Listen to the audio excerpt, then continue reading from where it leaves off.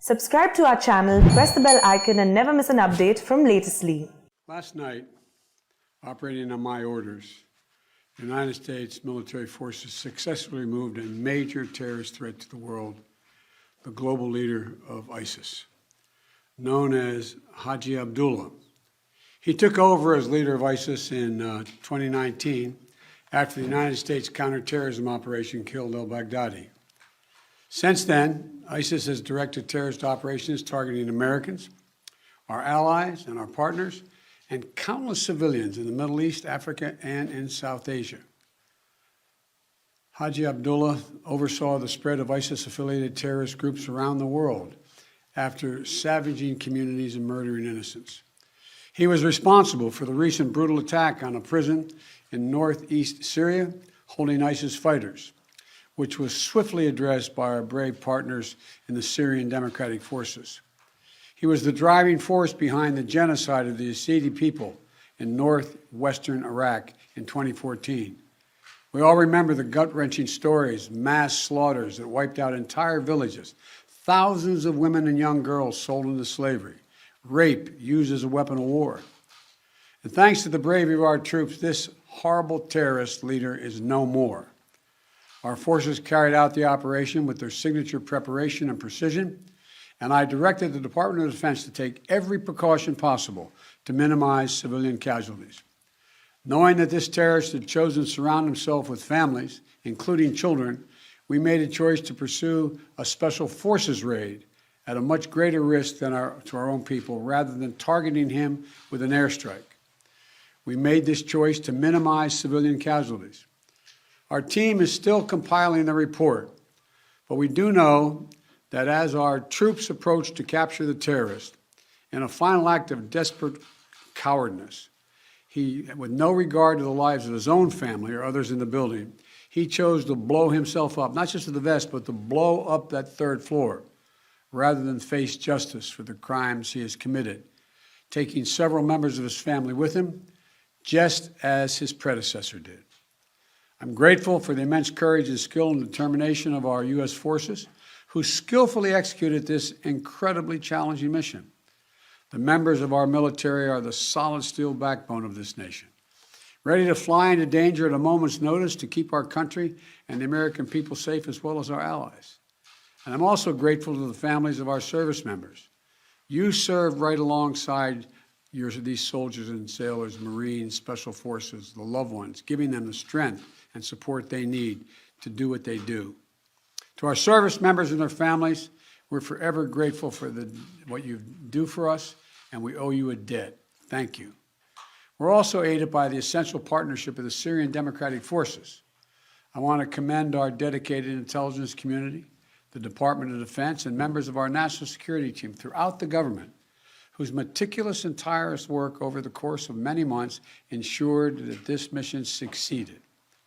This operation is testament to America's reach and capability to take out terrorist threats no matter where they try to hide anywhere in the world. I'm determined to protect the American people from terrorist threats, and I'll take decisive action to protect this country. And we'll continue working with our close allies and partners, the Syrian Democratic Forces, the Iraqi security forces, including the Kurdish Peshmerga, and more than 80 members of the global coalition to keep pressure on ISIS to protect our homeland. We remain vigilant. We remain prepared.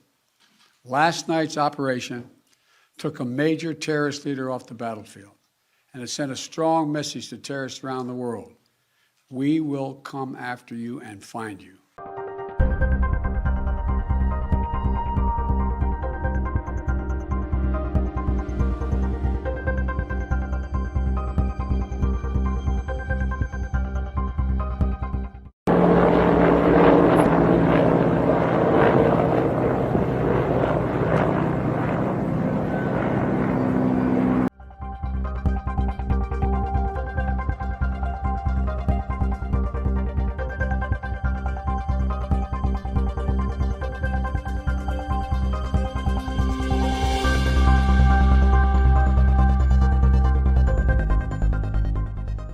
Last night, U.S. Special Operations Forces, under the control of U.S. Central Command, conducted a counterterrorism mission in northwest Syria that resulted in the death of ISIS leader Abu Ibrahim al-Hashimi al-Qurayshi, also known as Haji Abdullah.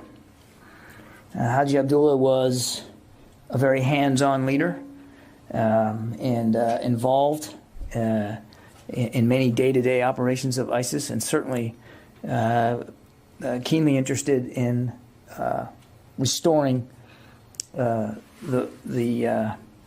lethality and the higher op tempo that ISIS had once enjoyed. So his death, we believe, dealt a significant blow to ISIS. You've already heard from the president this morning, and I think you've probably seen a statement that Secretary Austin put out, joining the president in commending the professionalism and the skill, the readiness exhibited by our forces in this operation, particularly with the extensive regard towards safeguarding innocent life that we knew was located there at the target's location. And while the cowardly actions of Haji Abdullah and a small number of his followers resulted in the tragic death of at least 3 innocent civilians, the calculated efforts of our forces succeeded in protecting more than 10 women, children, and babies. These efforts included a deliberate decision by the president to execute a raid on the location as opposed to an airstrike, despite the additional risk that decision put on our forces. And as I think you've probably seen, in addition to all that, as they got to the site, they called out to everyone in the building, giving them an opportunity to leave peacefully, quietly, and for Abdullah to surrender himself. Of course, he chose a different route. While there were no U.S. casualties, one of our helicopters did suffer a mechanical failure early on in the infiltration phase of the operation. The helicopter was able to depart the target location and land at another location further away, off-site. But ultimately, it was determined that further use of the helicopter was not practical and, in fact, could be dangerous. And so General McKenzie made the decision that the helicopter should be abandoned and detonated so it could be destroyed in place.